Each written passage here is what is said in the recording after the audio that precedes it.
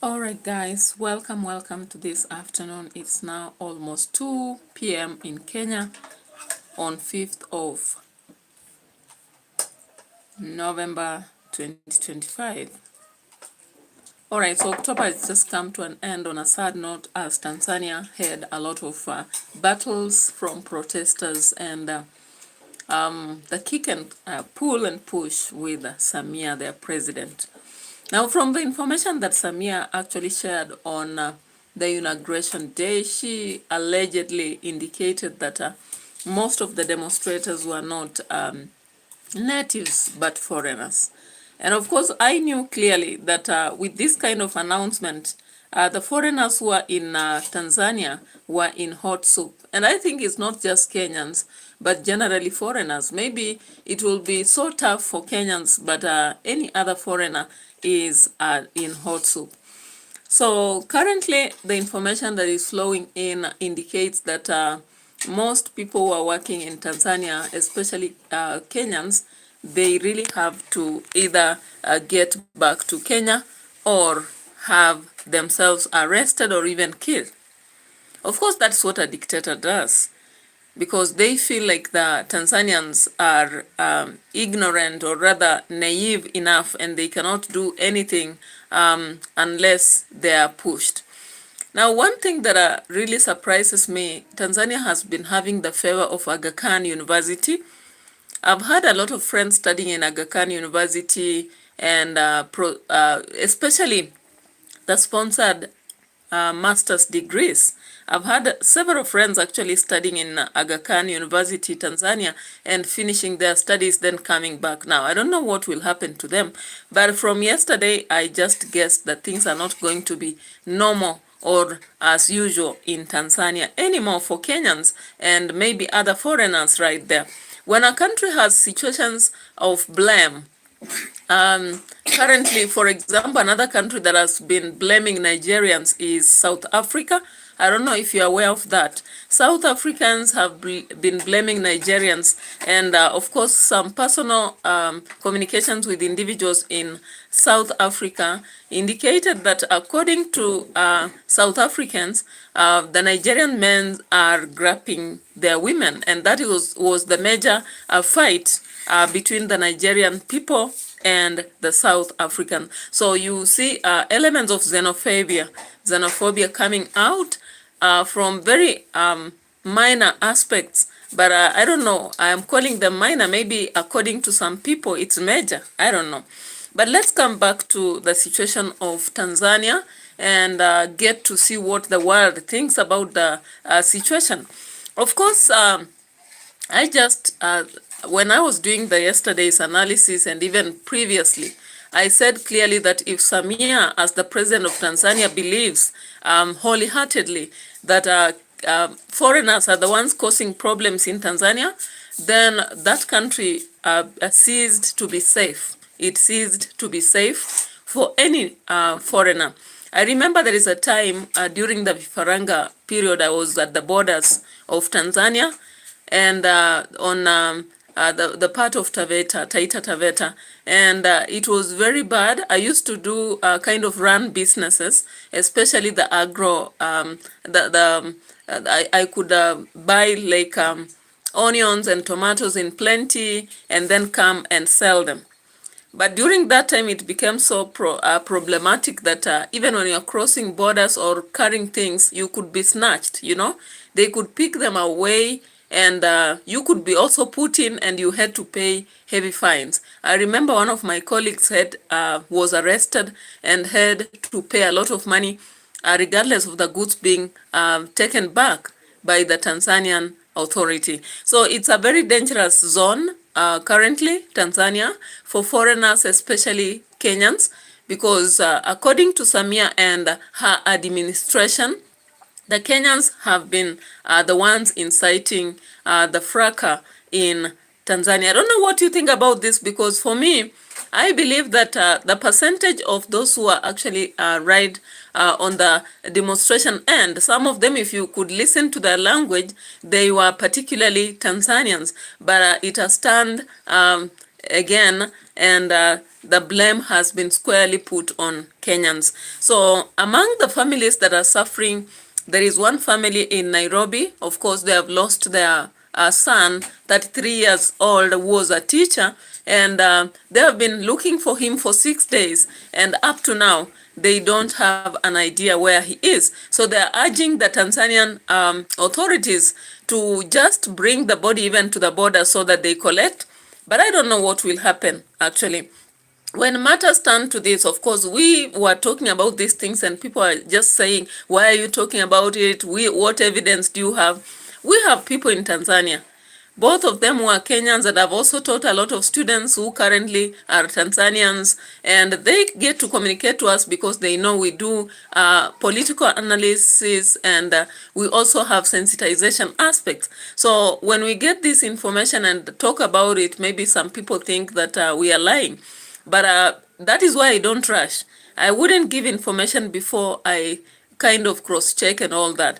So anyway, there is a fate in the family of John Ogutu, and the family is actually mourning because one of their own, that is John Ogutu, was shot dead in Dar es Salaam. So let's let's go through that. It's a very traumatizing moment. If you can't bear sad news, please, you may have to wait until we get, maybe after 2 minutes, then you can continue watching.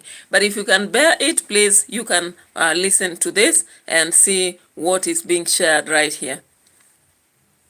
Phone call informing them that he had been shot on October 29th at Goba Center in Ubungo district as protests escalated. Dendroy Tope, welcome. Huzunika sana kupata habari ambazo zinatuvunja roho kwa hakika. Kwa wale Wakenya wote ambao walienda Tanzania, hatuwezi dhania kwamba Wakenya wale wote walienda Tanzania ni Wakenya wameenda maandamano. Na hivi sasa kulingana na zile taarifa ambazo tunapata kutoka kule, ni kwamba Wakenya wanadhulumiwa kule zaidi. According to Good morning, Dendroy Tope. Participating in the demonstrations, he had reportedly been in the company of fellow teachers clearing out from school as they prepared to travel back to Kenya due to mounting tension in the country. Serikali inaweza kutusaidia watu waende huko, tujue yako wapi na vitu zake, kama tunaweza pata na hiyo mwili tumzike tu. Watuletee hata mwili mpaka kwa boda tuchukue tuende tuzike, tutakuwa tumesaidika.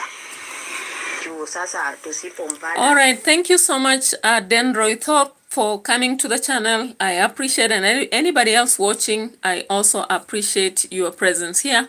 And maybe sometimes I may not see your chat just because I'm focusing on what I'm sharing here in a sad situation, but it's very emotional actually for a family to have lost their own. This teacher has taught a school, a primary school, Kinondoni, is it, for several years, about 10 years. And I know a lot of my students whom I taught in Taita Taveta, some of them are teaching across the border, actually. I also have students who are studying in Kenya, but they currently are Tanzanians and they went back to their country. In fact, one of them I taught her at Tasha, Nairobi, before I went to teach in Coast.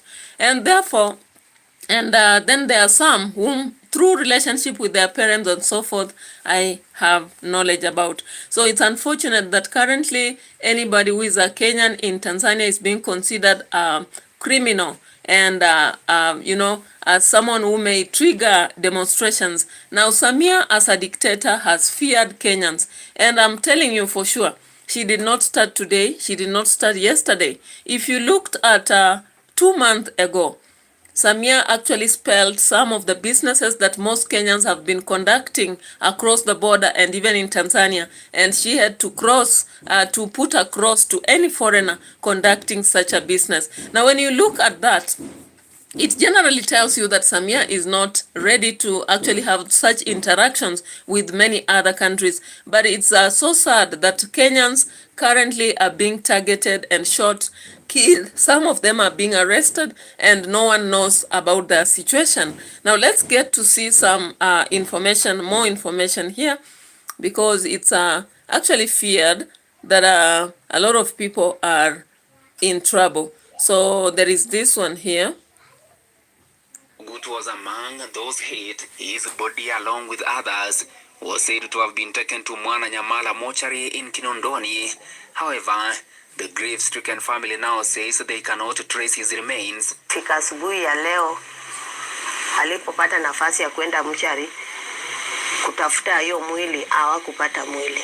Despite attempts to seek updates, including reaching out to the Ministry of Foreign Affairs in Nairobi and visiting the Tanzania High Commission in Nairobi, the family claims that they have received no clarity on repatriation efforts or the welfare of Kenyans caught. Of course, there is no way Tanzania will give any information to Kenyans, I'm sure of that, because according to them, they are clearing bodies and they don't want identification. They also know that the international bodies are after them, so they are not going to share information, even tell you where the bodies went.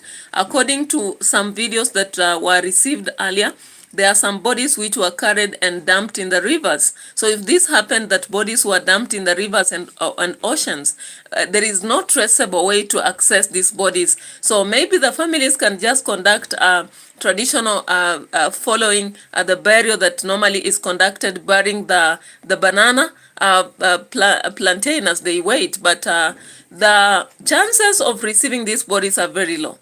Real Arika, welcome. Rael Arika, thank you so much. Welcome to the house, and I really appreciate. Like the video, please. Though it's a sad video, but we still have to like as we proceed. Now, the next aspect is that we have a lot of searches that are happening. Some of the people who are in Kenya, after finding that they can't access their loved ones, they are trying to check around, but they don't have any contacts. They don't have anyone to actually help them. So I don't know whether the Kenyan government is going to enhance support to these families, but it's a lot of agony to such families because they are just in tears, wailing, and no one is ready to help currently. So let's get to see more information about this threat, and then we get to also see the fact that even international bodies are after Samia, but I don't know whether they are going to help through whatever they are saying, or Samia will ignore, because before she started the entire thing, what she's doing, the command on kill, she must have planned strategically and decided to do what she had to do. So let's look at this. I have several videos here to share.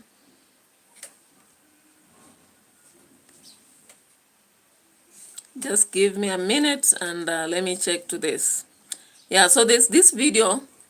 Margaret Mutiria says, wow, yeah, true. And I think I sensed this 3 days ago. And all my videos, I try to tell people, if anybody is in Tanzania and they can relocate to their countries, the better. Because already they had been pointing out that there are Kenyans who are invading Tanzania, or foreigners who are actually enhancing the demonstrations. And therefore I said, if Samia is a dictatorial leader, automatically what she'll do is to order military to attack people after she is sworn in. And immediately after that, even before the efforts, she started, even in her speech, she said that. She said clearly that the military should now take over and make sure that they bring to books anybody's. Now, one thing that is happening, we have Kenyans who also relocated to Tanzania, maybe legally, but I don't know when they say legally. I'm not so sure about this, because I don't know whether there is authorization required to move from Kenya to Uganda or Tanzania, border towns. You know, people around Busia, we have Kenyans in Uganda, we have Ugandans on the Kenyan side. The same happens at the borders of Tanzania. When I was living at Taita Taveta, I used to see Kenyans who are living across, but they are Kenyans. And I could also see the Tanzanians who are living in Taita Taveta who are Tanzanians. And there is clearly no, what happens is that IDs, you cannot have an ID from there. For example, even the Masons who have been working on my house in Taita Taveta, they are Tanzanians, okay? So they are Tanzanians, but if you want to pay them money, they have registered their IDs, their M-Pesas to some girlfriends or some women they stay with. So that is literally what I know, that you cannot acquire the ID of the other country. But staying, I don't know whether you can really call anybody illegal. So currently they are running after Kenyans and saying they're illegal immigrants. So most of them are being taken in, others are being actually tortured, others even killed, literally, because according to Samia, Kenyans are the ones who led the demonstration. Now let's listen to this video also, because the other evidence I'm getting is just communication from people directly from there. And I can also rely on what other people are sharing on the internet. Here there is. Being arrested, harassed, and deported in Tanzania. Businesses raided, workers detained, journalists silenced. Kenyans are being arrested, harassed, and deported in Tanzania. Businesses raided, workers detained, journalists silenced. Tanzanian authorities call them foreign agitators, but eyewitnesses and rights groups say they are just Kenyans, ordinary people caught in the wrong place at the wrong time. 12 years ago, in the same country, former U.S. President Barack Obama stood in Dar es Salaam and issued a warning. So we have to stop pretending that countries that just hold an election where sometimes the winner somehow magically gets 90% of the vote because all the opposition is locked up or can't get on TV is a democracy. Democracy depends on strong institutions, and it's about minority rights and checks and balances and freedom of speech and freedom of expression and a free press and the right to protest and petition the government and an independent judiciary and everybody having to follow the law. And yes, democracy can be messy and it can be slow and it can be frustrating. I know, I promise. In 2025. So, of course, Barack Obama spoke so many years ago in Tanzania, and he was addressing the matter of democracy, because in a democratic nation, there is no way you can win elections with 90%, even 90. 90, that's absurd, because let's say even in a room when we are voting, Jared Nyapola, welcome. Thank you so much. Like the video. No one so far has liked the video. I know it's a sad news. It's sad news, but let's try and like the video. Now, the reality is that in a democratic nation, or even in a democratic institution, when you are even allowing students to vote for fellow students, there is no way one candidate can score 90%. There is no way. But now in Tanzania, we saw 97, almost 98%. Barack Games. Okay, thank you. So it's unfortunate that Tanzania had a situation where the winner, SULUHU, actually got 98%. And when she was presenting her speech, she came out to say, Samuel Katama, welcome to the live stream, and thank you so much for showing up. May God bless your endeavors. But let's hope for the best for the people who are actually being harassed, intimidated, arrested, locked down, and hunted down in Tanzania, because this is a very unfortunate situation. And I'm just asking, why are international bodies not invading Tanzania to help? Like, what do they want to see before they can help? Because they could have clearly helped to allow deportation, safe deportation of these people, foreigners, and all that, instead of that death, abductions, and harassment, and all that is happening to foreigners, especially the Kenyans. But this was expected, because Samia did not start this today. As I'm saying, this started long ago. Some 3 months ago, she gave a clear indication that she does not want foreigners to participate in certain businesses. And the kind of businesses she was mentioning are that which allows everybody from the lower, the very poor ones to conduct such businesses. Businesses like when you sell beauty products. Beauty products has been a business for so many low-level people. I've seen in Kenya, Rwandese people, the Congolese people, the Tanzanians themselves, they keep, selling to us stuff on the streets. Eliud Boit, welcome to the channel, and thank you so much. So in Kenya, we actually have tolerated a lot of people. You can see even Somalis. I've seen Somalis, I've seen Congolese people, the Sudanese people, I've seen the Ethiopians, I've seen the Tanzanians on the streets selling to us the necklaces, the earrings, the perfumes, and all sorts of things. And we don't have a problem with them, They rent houses and stay and run their businesses, go back to their country when they want. And I've not seen a problem. Nelly Opio, hello. So it's so sad, for example, to check on the teacher who was shot and died after teaching 10 years in Tanzania. It's not like he just went there to demonstrate. And as I've said, I've seen a lot of Kenyans who have been working in Tanzania from Hispania and others from the end of Taita Taveta, others from when you go through, there is this route, Lunga Lunga, and yeah. So I'm so shocked, and this was expected. I think during the other analysis I was doing in my other videos, I clearly said that it's not safe anymore for anybody to be in Tanzania, whether you are a student from a foreign country or whether you are a worker. It was a very difficult situation, but I think also because of the congestion, after the swearing in, many people are struggling to come out, but they were not getting it easy because the clearings, the process of clearing was also stuck, and the army were already up because Samia gave the order of the military being on the alert just after her issuance of the certificate.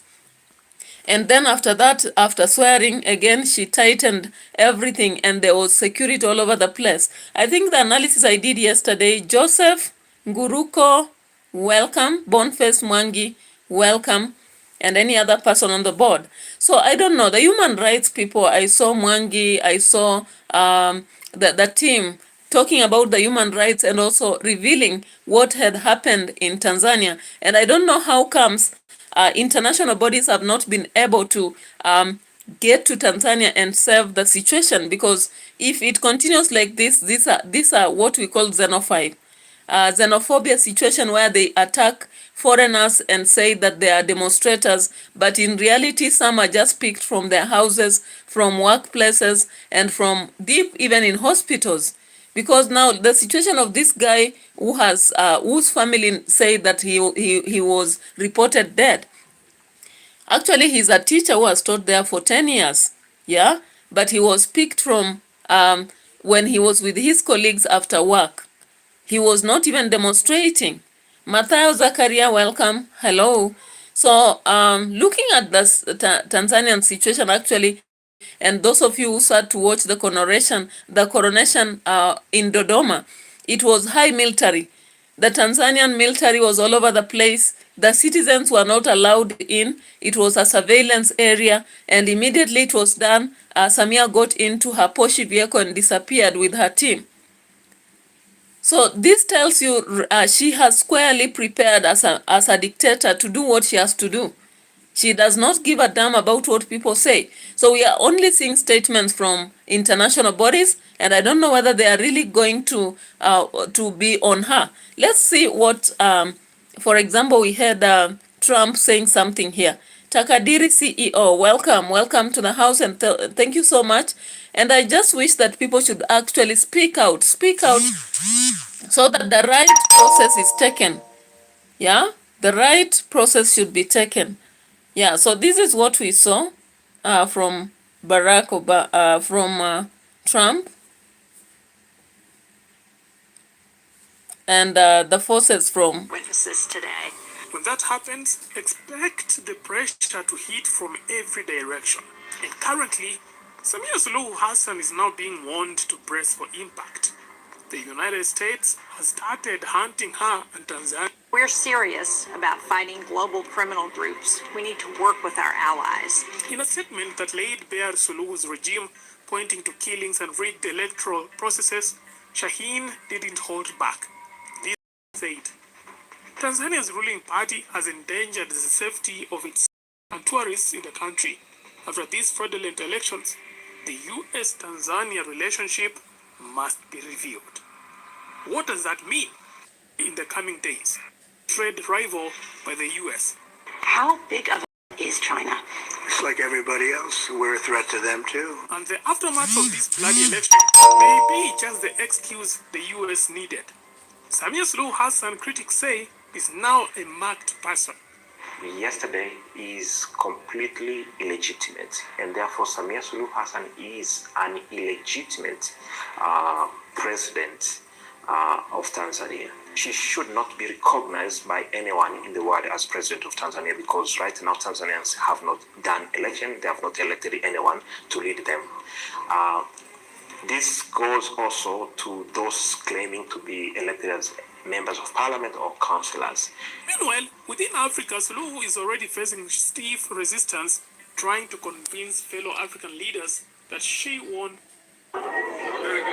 Now, unfortunately, even as we look at international news or whatever comments are coming out from other nations, from Trump, from Obama, from, all those bodies.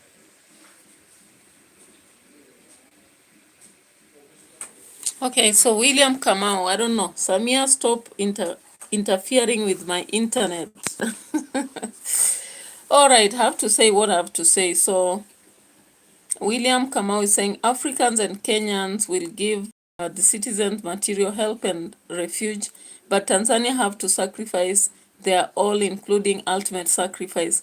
Remember that Samia Suluhu is Zanzibari and is contemptuous.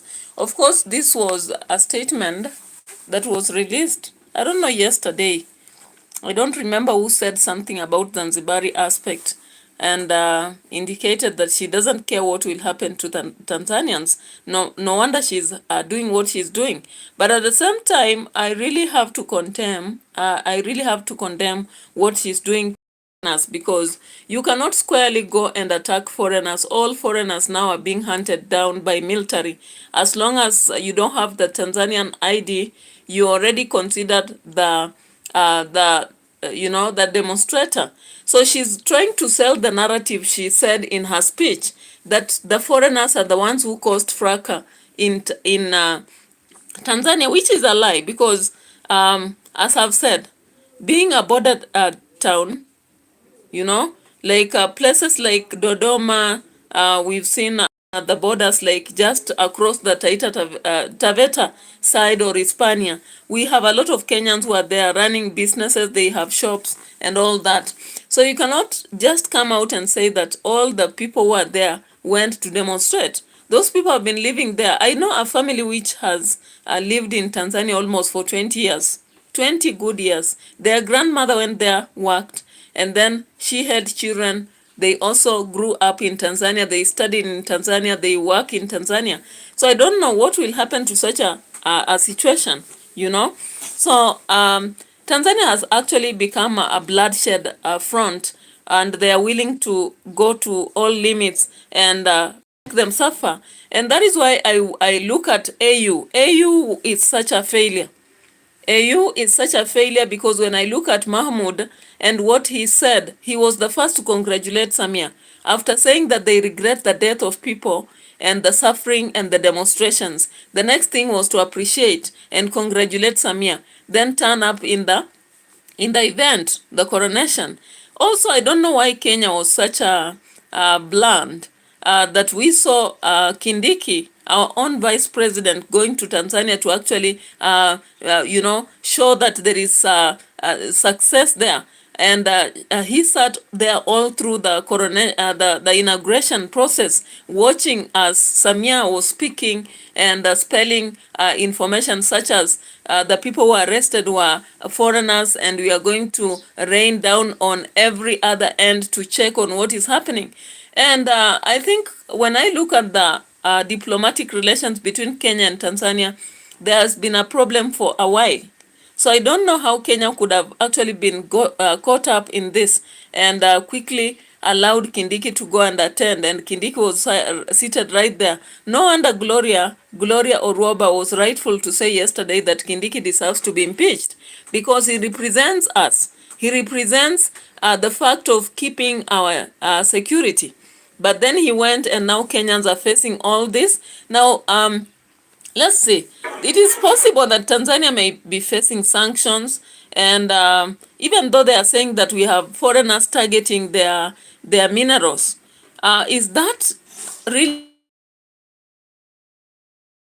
Is she trying to tell us that the reason why she did not want to leave her position as a president, it is those minerals? Because I didn't get the mathematics here. How can you say that people are invading, like the Kenyans? She said that the foreigners who are demonstrating have been sent by somebody because there is a target of their minerals.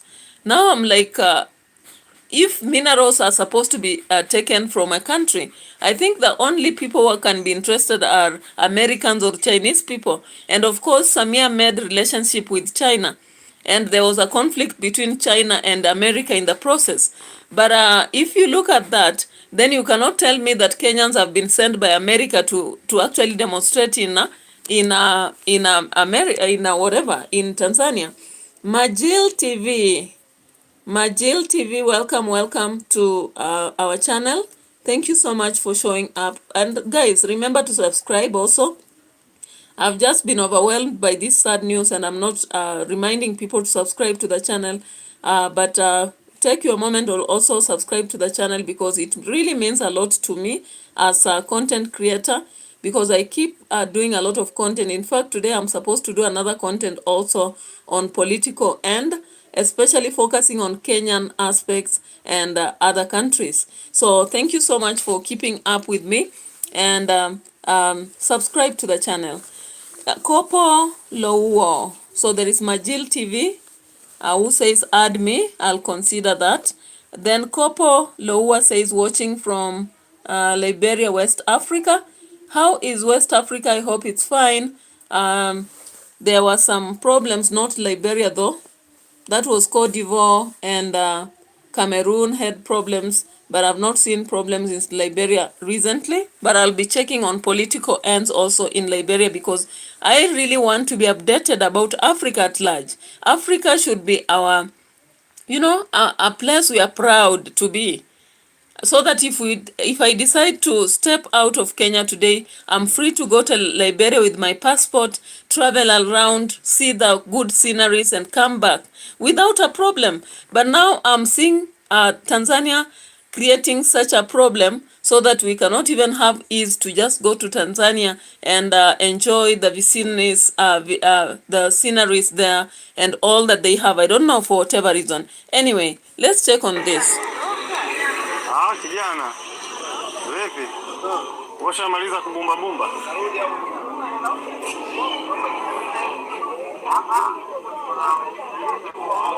Now, from this video that has surfaced, shows clearly that Samia actually ordered the Electoral Commission, or she ordered herself, that they keep ticking her name in papers and then they put them in the ballot box. See this? Can you check on this evidence and see what happened?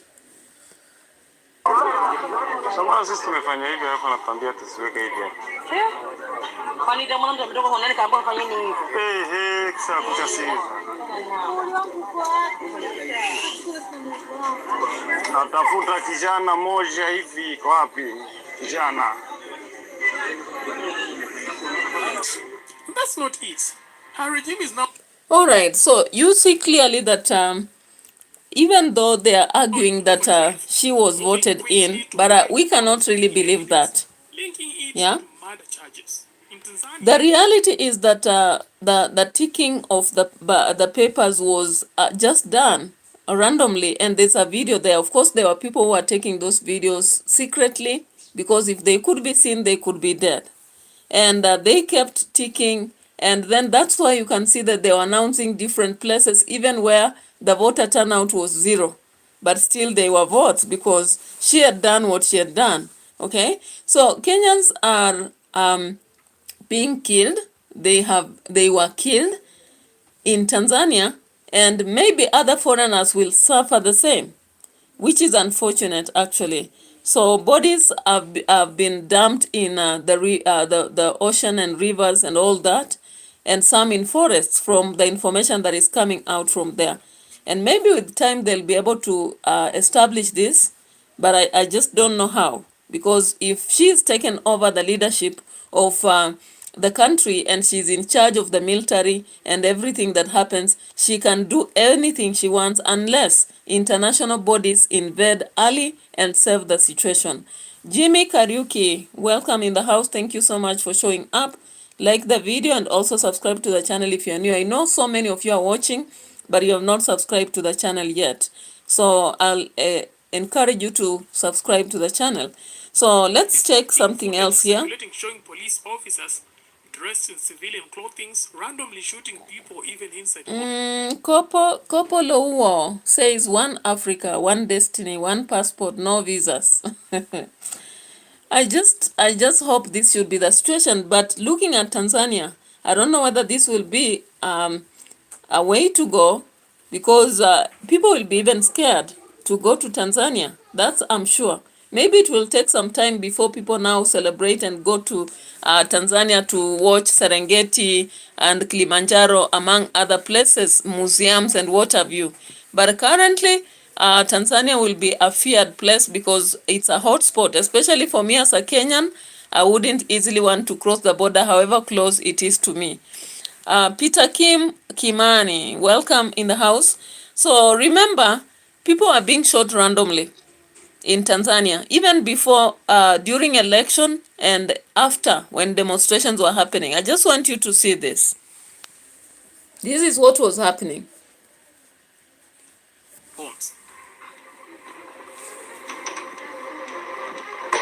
Kama Somalia, mama, kama Somalia.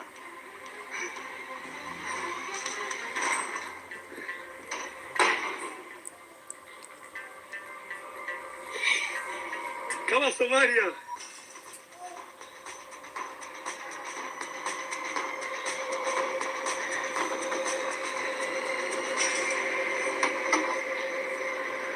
The aftermath, bodies scattered across streets, homes and public spaces. Among those killed was a well-known journalist from Clouds Media, shot at close range by what is being described as a regime hit squad. As tensions rises, police have been deployed across the country to maintain law and order, anticipating a new wave of protest.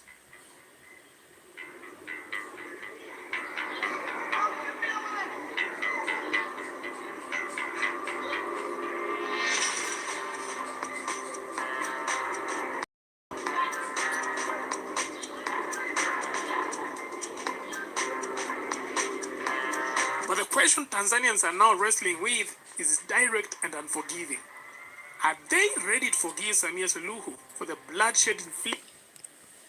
So guys, when you look at those videos, Blessing Pator, welcome. So if you look at those sceneries, they are not from air. They are not from imagination. They are not, they are not mere hallucination. It's the reality of what has been happening and is still happening in Tanzania, because Suluhu is afraid that there is a possibility of a new wave of protest that may come up.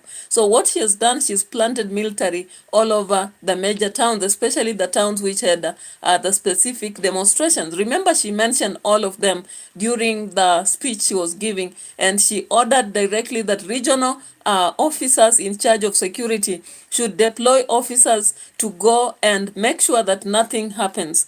And she said that she is ready for whichever will actually allow her. She said that we can choose dialogue or we can choose a fight, which will allow us to weigh each other in terms of our strength. And so let us choose whatever will favor us. And I said, of course, that as the government, whatever will favor her will be the issue of military, because we have not seen so far dialogue happening in Tanzania.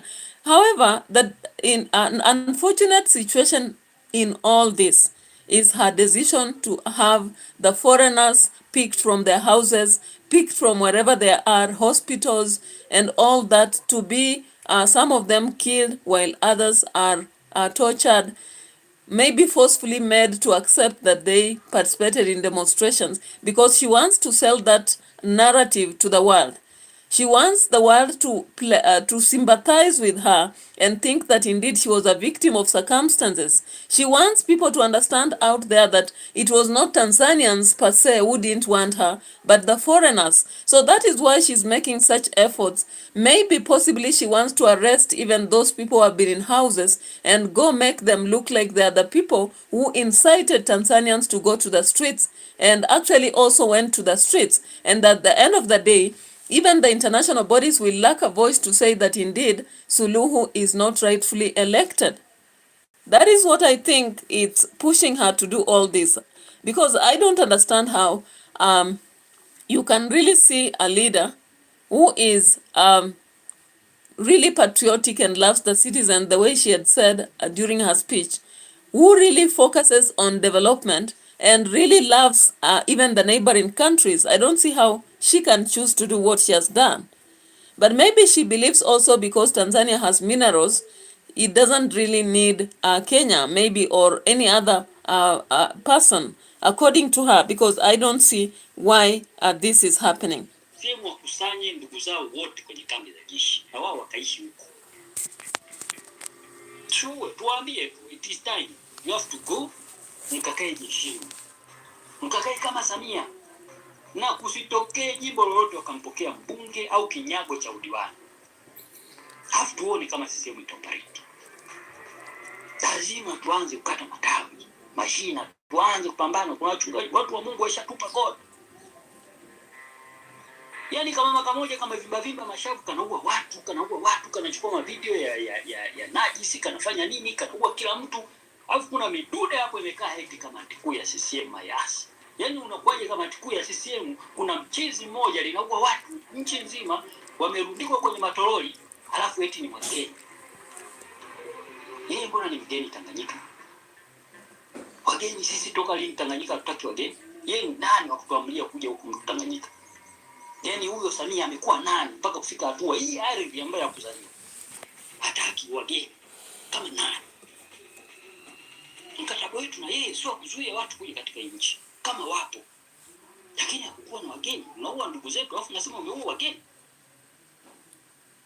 Hapana ndugu zangu, tusiposhikamana tutakuwa Sudan. Aka kajinga akana limiti. Mimi hamjajua. So of course, according to one host who was conducting a kind of sensitization event, Henry Rugendo, welcome. Blessing Kaptor, I think I already said. So welcome to the channel and like the video, subscribe to the channel as well. So according to one Tanzanian who was hosting a kind of scenery to showcase what was happening in Tanzania, that Suluhu is not even born in Tanzania, or rather the Muungano wa Tanzania. She was born in Zanzibar and just came in Tanzania as a foreigner, then settled. But unfortunately, she does not want visitors or foreigners anymore. It happens really that people forget where they came from. And so let's listen a bit to that before we come to the reality is that US may be after Tanzania. To say now public. You know, I've seen people with mental issue. Nakwambiaga huyu mama ni mental. Sorry, na leo I have to say public. Na ninakupaga evidence kwa nini ni mental. Mimi nimesoma psychology ya kumsoma mtu. Huyu mama ni mental na anakula mabangi. Hakuna mtu pale. Wanawake tunawajua. Hakuna mwanamke wa vile. Chaguo lako baada ya kuwa watu ni kujifungia kwenye kumpeleka mahabusu. Kwamba leo yeye anaamini majengo haya yanaweza akavunja roho za watu. When your business story reaches global markets, we have the world-class risk mitigation tools to help you thrive through the turbulence. At ABSA Corporate and Investment Banking, let's skip this and see what else is happening. Write it with us because your story matters. ABSA. I'm tired of AI tools giving me fake research studies. Yeah, so the reality is that a lot of Kenyans have actually also been detained. I'm just following up this video to check on that. It's getting terrible in Tanzania. Foreigners there are finding the going from police headquarters. Yeah, so in one of the newspapers, look at this.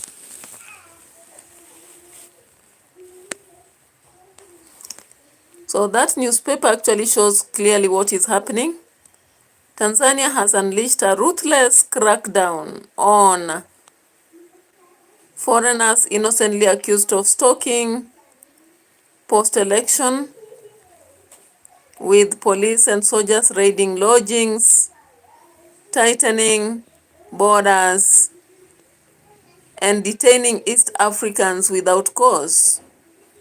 The directive issue through the hospitality sector and triggered fear among Kenyans living in the country.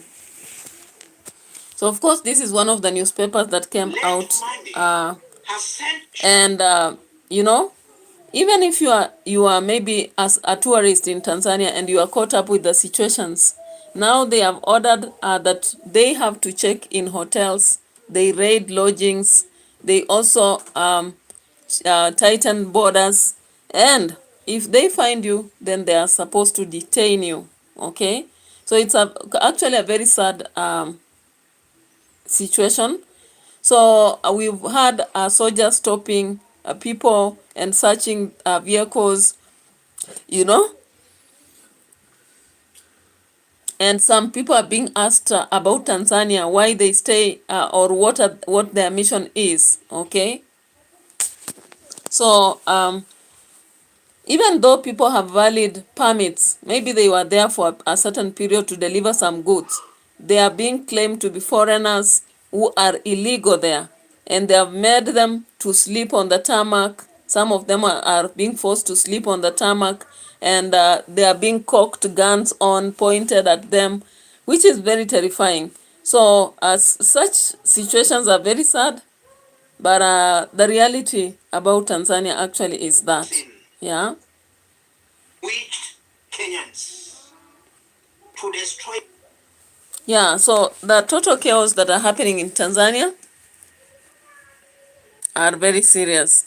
And of course, what I know, Chadema is also going to face very serious situations. I know he's going to face charges such as terrorism. That is what I just believe, because whatever happened, like the demonstrations, will be squarely put on him, and he will be put back to prison. Let me just check. There is something I'm seeing here.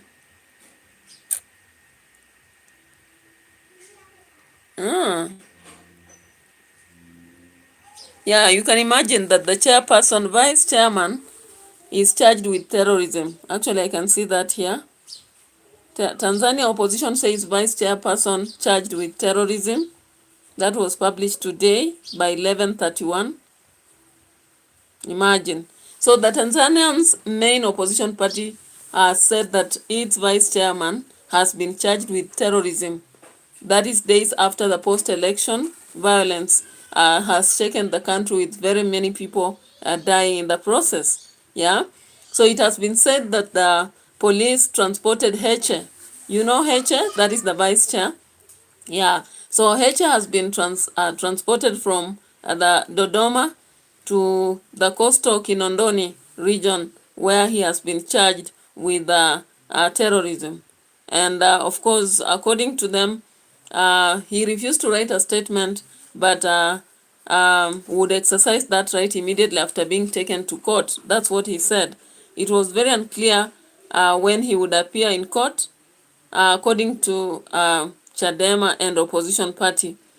So, of course, these things, that is what I said, that exactly after Samia gets to power, she is going to frustrate and intimidate the opposition as much as she can, so that maybe there is no, negative force, according to her. She doesn't want to face any negative force. Now, by today, the number of people who have been killed in Tanzania now has escalated to 1,000. But maybe there are just maybe more. Who knows? They may be more. Let's just check on this as we go back to the situation of Kenya. We're all working in too many disconnected apps, and it's killing team productivity. But for the first... Hello and welcome to Iron Africa. I'm Clarisse Fortuné, and here are the top stories from across the continent.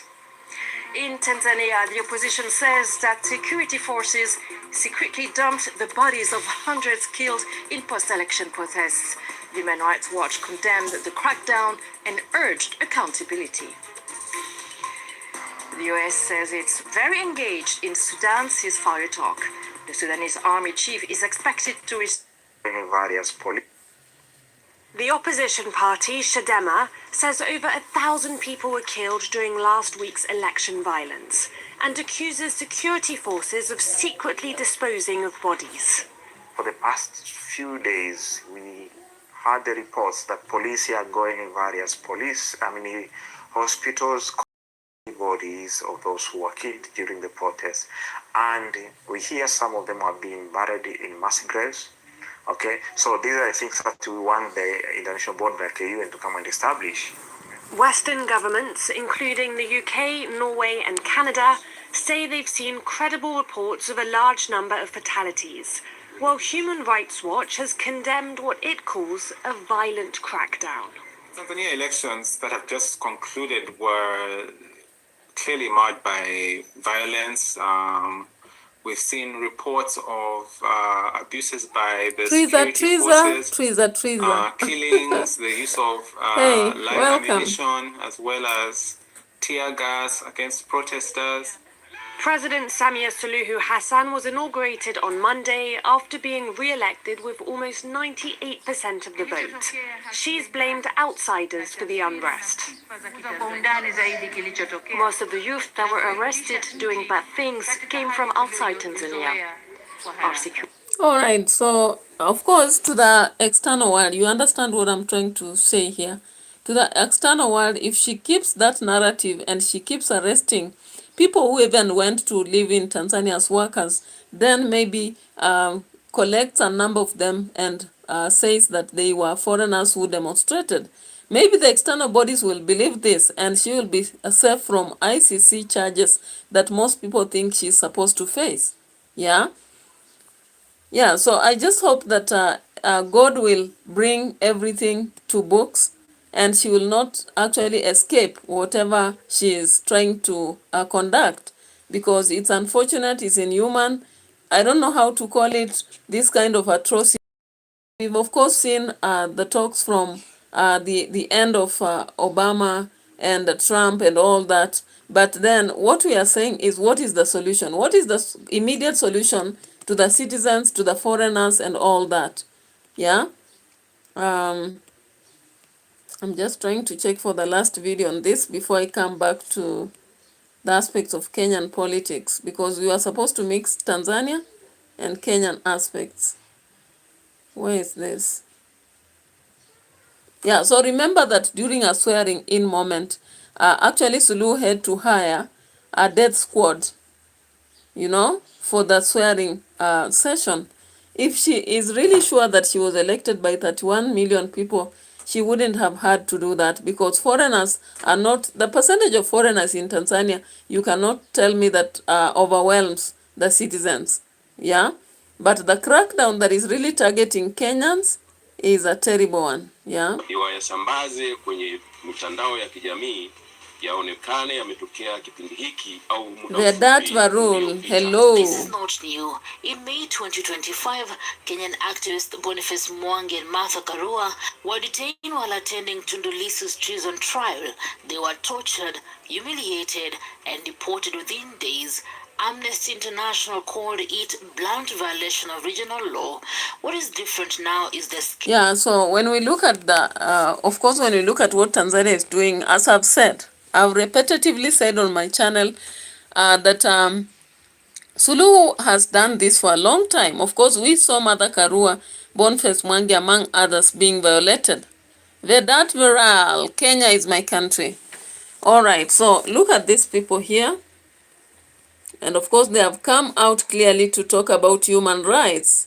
And I hope they just don't sit there and simply have a moment. But I hope that they really have to engineer what will serve the foreigners who are suffering right there. Amos Kemboi, welcome to the channel, and thank you so much. Traders and border drivers. Yeah, so as I said, Tanzania actually has a lot of Kenyans. Some of them are workers in institutions such as schools, hospitals, and what have you. Then we have border workers who cross over the borders, traders also. As I said, I've stayed on the borders of Tanzania like Taveta and Vedat Varal, you seem to be new here. If you watched me for a long time, you would understand me fully, actually. Yeah. So I am a content creator for now here, but I also have a civil servant job that I also always conduct. If you check on my channel, you'll see I always do teaching. And away from that, I do business, authorship, among other aspects. I'm a multi-worker, okay? What about you, Vedat Varal? Where are you from and what is your profession? Anyway, let's proceed as we wait for her answer or his answer. Yeah. Trying to survive. As the arrest grew, the internet found its own form of resistance. A nickname began trending on X, formerly Twitter, Idi Amin Mama. The phrase compares President Samir Suluhu playing the danger. Then came the image that Yeah, so unfortunately, some of the Kenyans were warned, maybe the borders, some of them were warned not to cross over to anything, but they never heard it. And I'll be so sorry for those who are warned and they only invaded and then they don't work there. It's very unfortunate. And it ends up that they may really be in hot soup and they have created a situation in which other people will also suffer a fate that they wouldn't have had to suffer, because the crackdown that has been laid on Kenyans is a very vicious one. Deputy President Kithure Kindiki Yeah. attending Samia Suluhu's It's a vicious inauguration on one. November 4th, smiling alongside Tanzania. So the Kindiki has actually been, you know, downplayed by a lot of Kenyans. And if Kenyans will suffer, they'll blame him. Now let's come to Kenyan news and talk about what is happening. Currently, students finished the KAPSEA exam. The students have just completed grade 9s, have finished that exam, and they are proceeding to grade 10 next year. Now, the government came up yesterday to announce a very, very economical, impactful aspect, and economic impactful. That is something that is going to impact on parents. If you are taking your child to boarding school, whether it is a county, sub-county, extra county, national school, you have to be ready with 53,000 Kenyan shillings. So education is going to be very expensive in the process, because we've been seeing some schools charging less than that. But it happens that now parents, as they go for Christmas, let them not overspend on Christmas, because the matter of to spend has been now highlighted, and this is what was shared yesterday. Let me bring the news to books as we continue maybe thinking or meditating over the situation in Tanzania. Hours after the inaugural KENYANS concluded and the roadmap to the transition to senior school is becoming clearer, the learners who have already selected their preferred schools based on their career paths will be placed in either public or private, boarding, day or hybrid schools. The new setup will see all secondary schools, which will be registered as senior schools, classified on the same level and charging a standard fee. According to the just released guidelines, parents of learners in boarding schools will now pay the recommended amount of 53,554 shillings per year, a move that is likely to shift the burden to parents of learners in what was previously county and sub-county schools that paid significantly less school fees. The grade 10 learners will take 7 subjects, including the core learning areas of English, Kiswahili, core or essential mathematics, depending on whether the learner is pursuing STEM or arts or humanities, and a new concept, the community service learning. The other 3 subjects are determined by the pathway picked by the learner. In the new layout, learners will be required to have 8 lessons, each lasting 40 minutes each day, and a total of 40 lessons per week. The core subjects will be taught as single lessons only, while the other subjects will also have 1 double lesson per week. Safety of learners in and out of school has also been addressed, with boarding schools under instructions never to send unaccompanied learners away from school after 9. All right, so those are the common rules. In fact, no students are ever sent away from school at specific hours. But did I hear 9 a.m. and to ensure that Did I hear 9 a.m.? learners are in boarding schools no later than 5 p.m. Oh, so students are supposed to arrive back at school before 5 p.m. and they are not supposed to leave school before 9 a.m. Oh, because I've been seeing students sometimes when we close schools, they leave as early as 7, and sometimes when they are sent for fee, even on Saturdays, they go as early. I don't know. Now, parents have a lot to do, because I'm just imagining, with the harsh economic times in Kenya, looking for 53,000 is not easy. So that is one of the things that parents are supposed now to do. By January, and around January, a parent should have 53,554. And remember, that is less budgetary. When it comes to budgetary matters, like you have to buy a mattress, you have to buy a box, you have to buy maybe uniforms and all that, the budget may go even up to 100,000. So what it tells you as a parent, you have to brace hard, because when it comes to January, people will be crying, some selling land, some selling animals, and it is not business as usual. So even if they are going to a normal sub-county, county, or whichever school, and I really expect that now national schools will be charging higher automatically. They cannot charge the same as these other schools. And this is something we expected, because has been trying so much to take back the burden of school fees to the parents. Yeah, so parents should be aware of this, and we just pray that God gives you the ability to look for money and don't overspend on things that are not necessary, because we have things that you may survive without. You can actually ignore them and look for fees, keep it somewhere, so that when it comes to January, you are safe and your child will not be sitting at home, or you will not be struggling on how your child will be in school. So I think I've covered almost everything that was supposed to be covered in this video. Let me just confirm. Let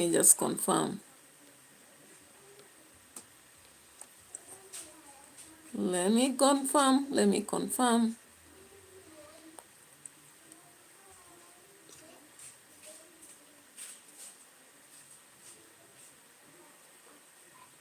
what's happening. I need to see this video that I'm doing so that I confirm whether I've covered everything. Vedat Voral, you've not communicated at all. Yeah, I think I've covered everything currently on this video, but I will meet again later in another live stream, because I have 2 more live streams to go. Thank you so much for those who watched. May God bless you and enhance you in your journeys, and let's keep. I also urge you to pray for Jamaica, because Jamaica is facing such a devastating moment. And unfortunately, as the government receives some of the gifts, or rather help from other countries, they are saying that they are just in airports. They are not distributed to the people. How I wish they would have spread whatever they are receiving, and actually have them arriving nations, then help the citizens who are suffering, because currently Jamaica has suffered 90% damage, and this damage is actually devastating. You cannot expect even a Jamaica currently to smile and even help. And how I wish that now we from other countries should start helping them as much as we can. Haiti and Cuba was also partly affected, but let's hope that God will come handy to help them out of the situation. Otherwise, bye-bye for now. Let's meet later. May God bless you.